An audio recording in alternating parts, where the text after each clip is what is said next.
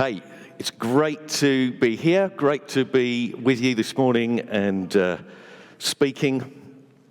Last time I stood up here was 6 weeks ago. I was in some climbing gear. If you saw that, doesn't matter if you didn't. But we were setting off up the dizzy heights of Romans chapter 8 together. We were thinking about life in the Spirit between no condemnation and no separation. This time, it's freestyle, okay? So this is a one-off. So if this is your first Sunday here, that's fine. No previous knowledge necessary. But it's a specific word that I feel prompted to bring today. Particular word for me as a pastor, one of the pastors in this church, something I need to hear, and I hope that you also will be open to. In just a few moments, I'm going to read some verses from the Bible, from the New Testament letter to Timothy. If you've got a Bible, you want to look at that, the words will come up on the screen. They'll be on your screen if you're watching online. This is something else from Paul. Paul had written to the Romans, as some of us have thought about in Romans chapter 8. But this time, Paul was an old man. It's some years on. Educated opinions reckon he might be about 60. These days 60 doesn't seem that old to me. I don't know. I've made it into my fifth decade. I've hit my 50s, and that didn't take that long. So I've got a feeling 60's not far away. Anyway, we imagine that Paul was in his 60s. That's what we understand. Unlike me, he knew that he was near the end of his life. 2 Timothy is probably the last of Paul's writings that we have in the pages of the New Testament in our Bible. Paul died shortly after this, not of natural causes. He was believed to be at trial. We understand that he was martyred. He was killed for his faith not long after this, and he had a pretty good idea that that was about to happen. It's that time in Paul's life when he was making sure the important stuff actually got said to those who mattered most. And one of them was Timothy. There's lots for us to hear in this too. That's why it's in our Bibles. And so I want to read now from 2 Timothy chapter 1. I'm going to be starting at verse 3. I thank God whom I serve, as did my ancestors, with a clear conscience, as I remember you constantly in my prayers. Night and day, as I remember your tears, I long to see you, that I may be filled with joy. I am reminded of your sincere faith, a faith that dwelt first in your grandmother Lois and your mother Eunice, and now I am sure dwells in you as well. For this reason, I remind you to fan into flame the gift of God, which is in you through the laying on of my hands. For God gave us a spirit not of fear, but of power and of love and self-control. So if you've been with us, you might have heard something from Romans 8, that powerful manifesto, if you like, of Paul's beliefs and aims for Jesus' followers, who we are and who we will be in the Spirit. And in recent weeks, we've also looked at Philippians. We've heard those words of encouragement from Paul, his directions to a baby church that he'd been with right at the beginning, the first Christian church on mainland Europe. He was calling them to live a gospel-worthy life. But a lot of time had passed between Romans 8 and here now, 2 Timothy. We might say there was much water under the bridge. Stuff had happened in the world, and certainly it happened in Paul's life. Probably before he'd written Romans 8, he listed just some of the challenges of his life. He'd been punished by the Jewish authorities 5 times with what was called the 39 lashes. He'd had beatings with rods from the Roman army 3 times. Some people died on their first beating with rods. He'd been beaten 3 times. He'd been stoned and left for dead. Thankfully, just the once. He'd been shipwrecked 3 times. On one occasion, he was lost at sea for 24 hours. It strikes me, as I remember those things that Paul writes in his first letter to Corinthians, that following Jesus in the Spirit, as he writes about, with no condemnation and no separation, was frankly pretty hard. It was pretty tough. And it's helpful for me to see that in the Bible. I'm finding living through a pandemic pretty rubbish. I'm not quite sure how it stacks up against that, but comparison's never entirely helpful. I wonder, as I'm looking at this, I think of my own life, my own wrestles. Maybe you've had yours in recent months. I'm wondering, has Paul mellowed? Has he changed because of that? Has he had any doubts or second thoughts about following Jesus, about being so quite rah-rah and full on out there for Jesus? I wonder what sort of physical shape this relatively old man, this gnarly old Paul, was in as he urged Timothy. In his letters to Timothy, he writes, "Fight the good fight of the faith." In this letter that we are looking at today, he wrote, "I have fought the good fight. I've finished the race. I have kept the faith." He was writing from the cold, harsh discomfort of prison. What was he going to say? I mean, he'd already written about soldiers, those tethered to him at times, guarding him. He'd looked at their armor and their weapons, and he'd spoken about what that meant for the Christian life. He was going to mention the chains that he was wearing too. He was just coming to that in writing to Timothy. It's not difficult to imagine Paul gazing round the frankly limited means for inspiration in his prison cell as he looks to find a new turn of phrase to encourage Timothy to think of fanning the flames.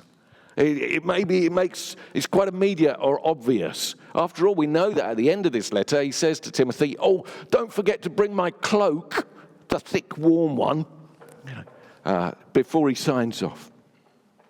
I don't know whether an older, battle-scarred Paul now keenly felt the cold or not. There's a bit of conjecture there for me. What I do sense as I read him is there was a fire burning in him, whatever else wasn't in his cell. And he was keen for Timothy to keep that fire burning in him. I'm crackling a little bit here. Is that okay? Everybody all right with a crackle? Yeah, sound guys all right? Good. I'll carry on. He was keen for Timothy to keep his fire burning too. After all, Paul isn't writing about flames burning out there. It's flames in here that he's speaking to Timothy about. Fan into flame the gift of God which is in you. Fan into flame your fire. In these days when following Jesus in the Spirit with no condemnation, no separation can still be hard, I want us to hear Paul's important encouragement to fan into flame. Fan into flame.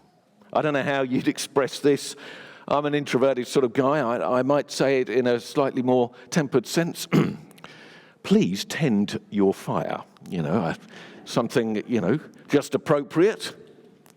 Extroverts, a little bit more expressive and out there, might possibly say, get totally stoked. I can't even say it very well. It's just not me, is it? Hey, but we each need to fan ourselves into flame. And at some point, we may each need to speak to ourselves something of that in a way that is how we need to hear it. Do you need to tend your fire? Or do you need to get totally stoked? You decide. But what we all need to do is fan into flame the gift of God in our lives. And I want to, beginning to think around this a little bit, I want to look at Paul's reasons. You see, Paul always has reasons for his reasons. He doesn't just write stuff. He's not trying to fill out a letter as if he hasn't got much else to do or say today. the reasons Paul wanted to tend to his fire each teach us. I want us to hear those. And so we look in verse 4, we see the first one. He says to Paul, fan into flame, he says, I long to see you. Because for Paul, it was a given that looking after the gift of God in his life would likely bring their lives together in person some way. If Timothy fanned into flame the gift of God on his life, the chances of Paul seeing Timothy again, which he really wanted to do, was more likely to happen. It was his first reason there. Because fanning into flame God's gift in our lives will sooner or later lead me to other people. That's what I learned from Paul here in his reasons. It's not just words and, just trying to sum up some sense of, oh, go on, what can I say? Paul is always utterly intentional. Reasons for his reasons.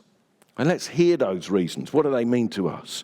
It makes me ask the questions, where are the decisions in my life leading me? Where are decisions in your life leading you? Are they towards or away from other people? Who are we thinking about most? Actually, who you're thinking about most is tending your fire.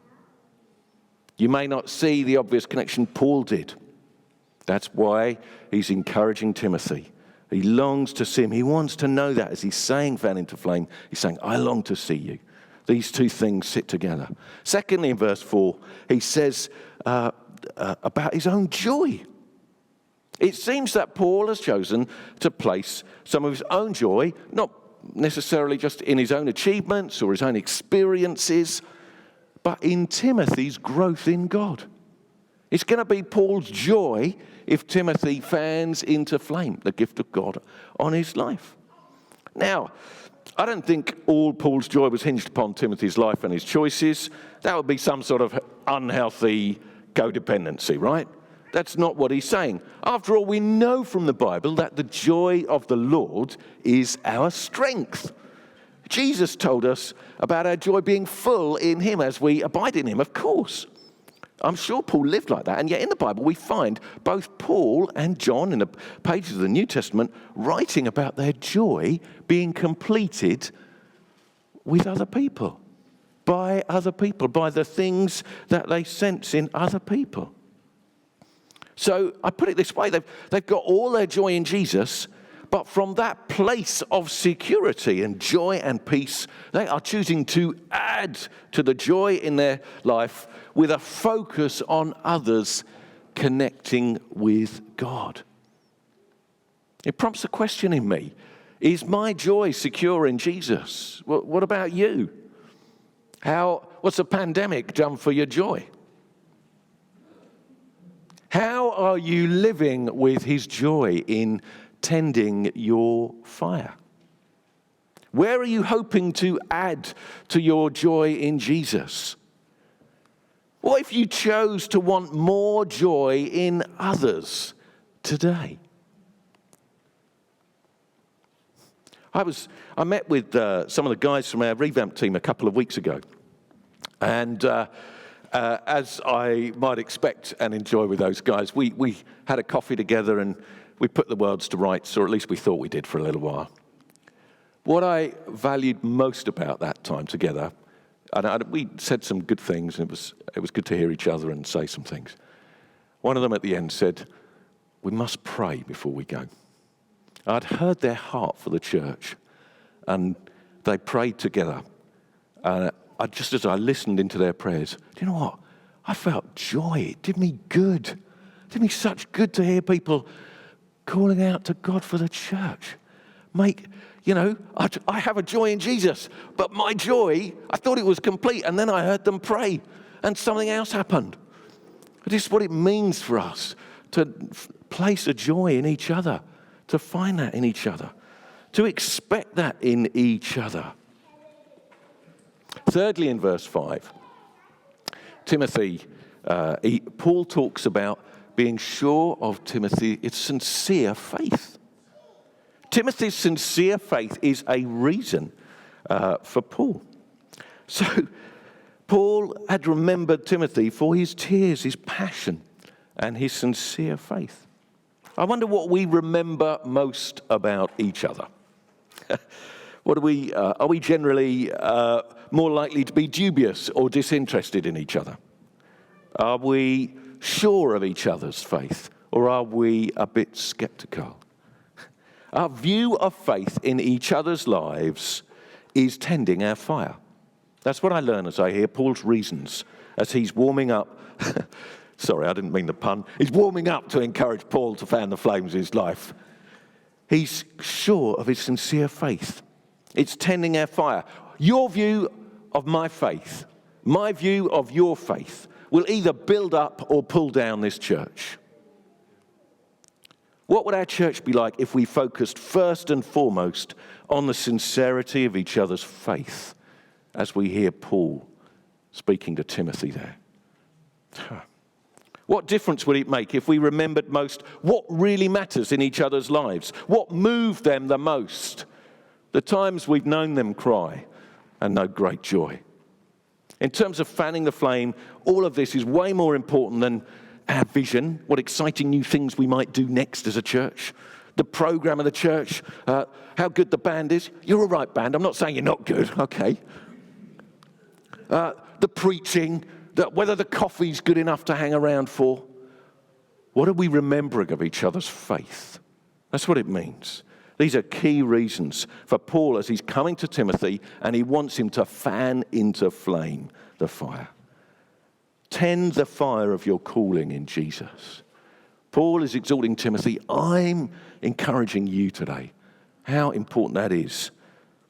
Do you know, Timothy's mother, Eunice, wasn't going to do it for him. Paul was clear about that. Neither was his grandmother, Lois.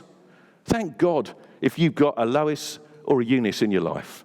If you have family members who are Christians who've encouraged you over the years. But whether or not they are encouraging you, even if they've been quite dismissive at times, it is your job, it's my job to fan into flames the gift of God in my life, in your life. Even though Paul had been absolutely instrumental in Timothy receiving this, the gift of God received by the laying on of hands, he says. He wasn't saying, let's get together so that I can fan into flame the gift of God in your life. He was saying, remember what was put in through the laying on of my hands with you? Now you fan into flame the gift of God in your life. It was up to Timothy to have some responsibility in that. There may be others in the church who've been key in helping you know God's grace, His love, His peace, His joy in your life. Even if they haven't, it's your job. It's to fan into flame God's gift into your life. It's my job. That's to be responsible for that. Fanning into flame is about ongoing personal attention. It is your responsibility. It is my responsibility for what God has done, what He's spoken into my life and over my life. Please resist the temptation to think that somebody else should be fanning the fire in your life. It's great wanting to submit to others and get their help and input. That is a thing I'm so grateful for in church life. But don't let that hope make you go all passive about how you live your faith and your life. Oh, they never wanted to meet with me and pray with me. Don't do that. Fan into flame the gift of God into your life. And equally, when you meet with others, when you are encouraged by them, that's great. But don't become dependent on that. If you are helping somebody else, don't let them become dependent on you. Don't, let the alarm bells ring when this has been so encouraging. I simply couldn't go another week without this. We must meet again next week.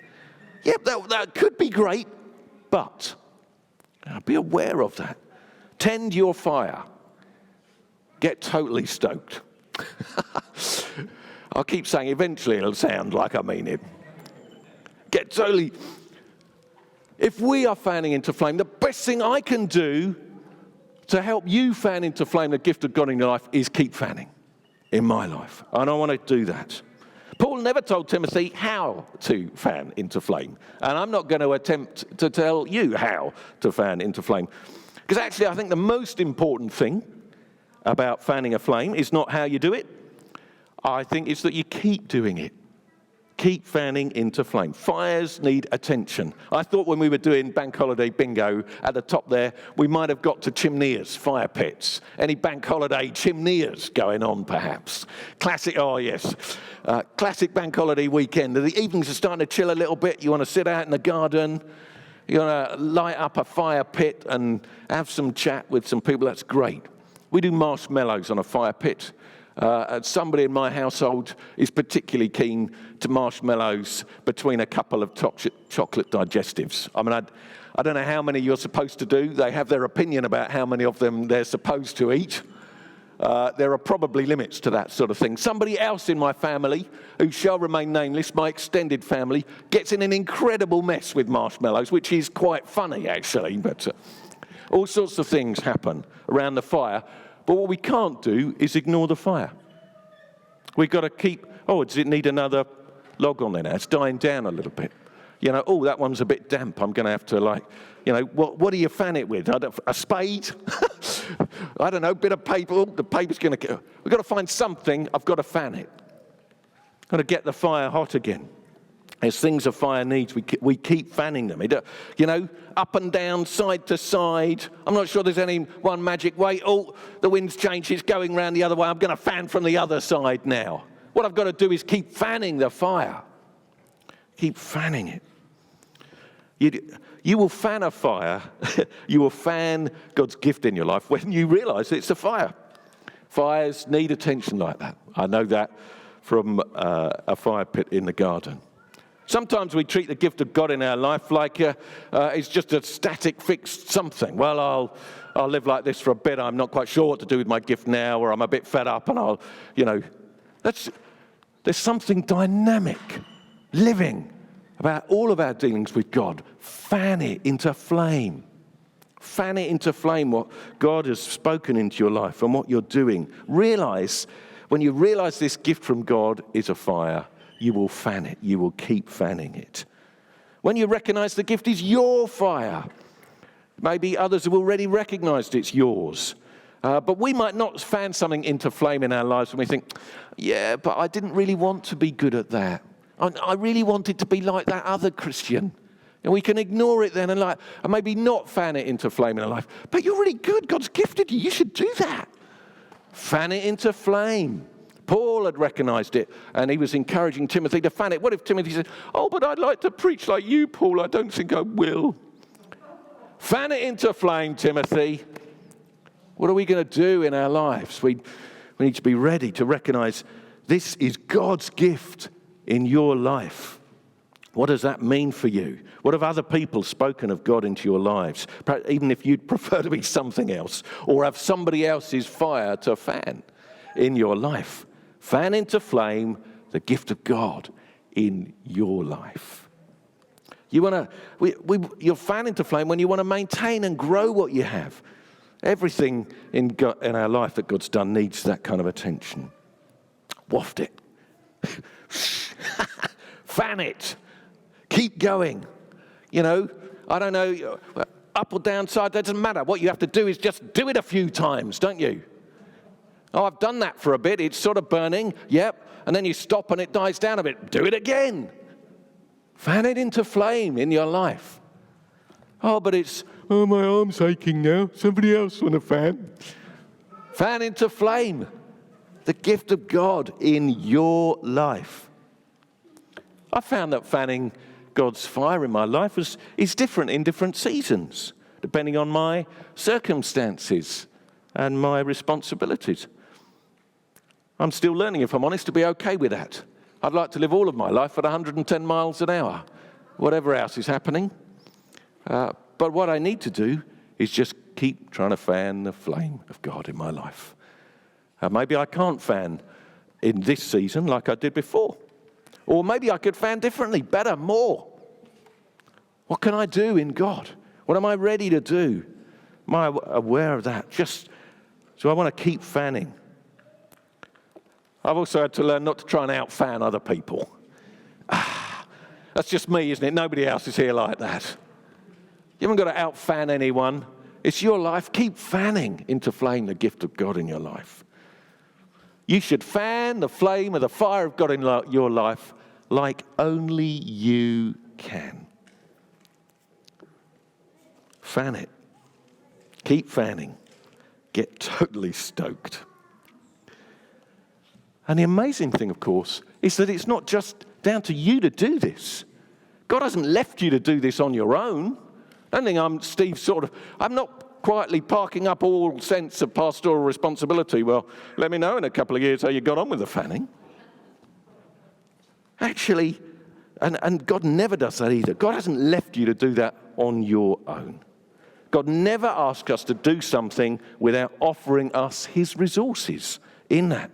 He's not after us doing stuff for him. He doesn't need favors from the church.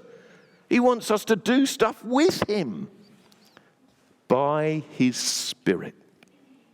And so we find Paul reminding Timothy and us what a rich resource we have in the Spirit with his power, his love, and his self-discipline. So I want to reflect on those just for a few moments. With power. Paul is saying to Timothy, not timidity, not fearful of other people, not cowardly, but confident. Confident in what? In God's power. Okay, this is not the power of your personality. Extroverts might love being with other people and think that's fine and energized, but the introverts might need this confidence. Oh, well, he's saying it to Timothy. He's a bit shy, wasn't he? A bit of an introvert. No, he's in there for all of us. We all need God's power. Thank God he doesn't leave us just in the supposed power of our personality to get through it one way or the other in who we are. No, this is about his enabling. It's not my self-assertion or my ambition. We've got such a distorted view of power in the world that we can miss some of this. In our fallen world, power has become, all about an individual's ability and authority over other people for their own glory. We're talking the kingdom of heaven here. In God's purposes, we have God's abilities and God's authority for his glory. Kingdom power is about God's ability and empowering of other people. That's why he's given us his Spirit in his power for his glory. In other words, power for living towards other people when life is tough, when church is tough. And let's face it, this pandemic has been tough for all of us in so many different ways. Without the Spirit's power, I could give up on church. Yeah, I could. And if I could, I reckon you could. I could give up on church. Maybe we might think what we're getting out of it, or whether we're enjoying it anymore, or like we did before. But with the Spirit's power, I'll fan into flame what God is doing in my life. And I will long to see others for their encouragement, even if or when they don't energize me. God wants you to know his power for others today. His Spirit, in order to empower others in his name for his glory. With power and with love, Paul writes. See, in the Bible, love's not usually a feeling. It's mostly something that causes us to want to help and serve others, leading us to serve others in the power of the Holy Spirit. We love. We're fanning into flames with love because living this life in the Spirit will require, frankly, more love than you currently have. It'll require love that you don't have. Maybe love that doesn't even make sense to you. But in the Spirit, there will be that kind of love. It's not a reciprocating love, you see. The love that makes sense to us is often much more reciprocal. I'll love you back when you're reasonable, when you understand who I am or do things in my way. when you've loved me enough, maybe even when you deserve my love. But God's love reaches way more other places than that. It's a love that chooses joy in all God is doing in other people, just like Paul chose joy in Timothy. Maybe we find it hard to love. Maybe we're more aware of other people's different reactions to a pandemic than our calling to love and help and to serve them, to love them like Jesus does. Which one is going to be fanning into flame the gift of God in your life? God wants you to share his love for others today. It will fan your flame. And finally, Paul says, with self-control. This is quite different to some sort of self-effort because, of course, this is self-control with the Spirit. It's about a restraint and a generally wise head, a control of thought and deed, allowing a balance, a perspective that comes only from being connected to God, from listening to him. That kind of self-control, that fruit of his Spirit, as Paul calls it elsewhere in his writings. We fan into flame with self-control because this life in the Spirit is so countercultural. It requires a clear and a wise head with patience and with heaven's perspective in all that we're called to do and be together. Fanning into flame, this life in the Spirit we have together, won't necessarily follow trends and the prevailing public mood or opinion. At times, church, it will leave us way out there, outside of their ideas of what seems right and proper. We're called to something completely radical in the gospel. We're called to fan into flames something of heaven so that the world might see heaven on earth. It's radical. With self-control because it gives us God's perspective on the sincerity of other people's faith. Without that, I find it all too easy. I don't know if you do. I find it too easy not noticing when I've lost God's perspective. One useful tip I have discovered, it may be useful to you, I don't know, is that I've found that when I'm certain all of my assumptions about other people are absolutely right, that usually means I'm not listening to God enough about other people. When I'm thinking, I definitely know why they've done that. Or I'm certain, I think they would, or I think they wouldn't. I'm sure they wouldn't want to help. I won't ask. I've lost some of God's perspective in that. I know that I need that sense of self-control, that discipline in God in the Spirit. We need to remember to, as the poster nearly says and should say, keep calm and carry on in the Spirit. God wants you to see people as he does today. He wants you to see the sincerity of their faith as he does today. You see, and this is where I want to try and finish. I suppose with a bit of a warning to us. Nothing will smother the fire of God in your heart quicker than this. Nothing will snuff it out quicker than you drawing back from other people, than you hardening your hearts towards them, choosing you're never going to be happy with them, or than you holding on to your biases about them. I don't know what sort of a Christian they are. Nothing will snuff out the fire of God in your heart quicker than that. Nothing will cause you to give up fanning, to think, I'm not too bothered about getting stoked. I'm not going to tend my fire. And Paul is saying, fan into flame. Keep fanning. Let's remember what is in us by the Holy Spirit. Today I want us to choose the opposite of that. To choose to be ready in God, to say, God, how will you lead me by your Spirit to others? What am I going to overcome of my own foibles, my own personality? The fact that I need to connect with other people because I've been stuck at home on my own for months. or the fact that I'm not sure if I need to connect. I've got to get over that. It's not about my personality type. It's about you, Jesus, your Spirit, what you want to do in them, how you want our lives to build together. What are you calling me to be a part of, Jesus? How can I keep my heart soft towards them? How can I keep your view of their faith, ready to believe for how God's going to grow in them, ready to know joy as I hear their prayers, ready to say, wow, what a heart for the church. I need that heart for the church. Ready to be stirred and amen with them in that. Let's keep fanning into flame. I want us to respond to God.